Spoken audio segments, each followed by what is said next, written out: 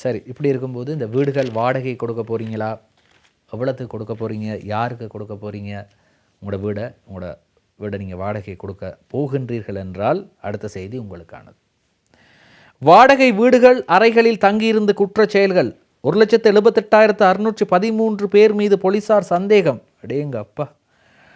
நாடளாவிய ரீதியில் வாடகை வீடுகளில் தற்காலிகமாக தங்கியுள்ள 1,78,613 பேர் குற்றச் செயல்களுடன் தொடர்புடையவர்களா என்பதை ஆராய போலீசார் நடவடிக்கை எடுத்துள்ளனர்.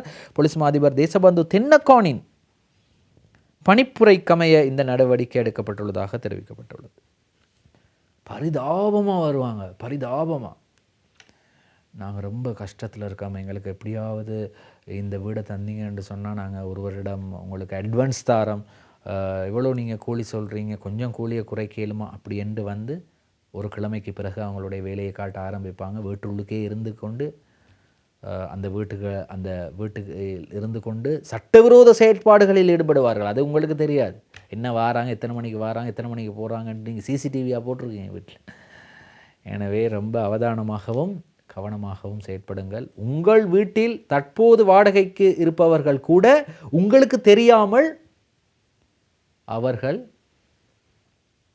சட்டவிரோத செயற்பாடுகளில் ஈடுபடலாம். யாரையாவது கொலை செய்வதற்கு சதி செய்யலாம், போதைப் பொருள் விற்பனை செய்யலாம், சட்டவிரோத மதுபானம் தயாரிக்கலாம். எவ்வளவோ விடயங்கள் நாட்டில் நடக்கும்.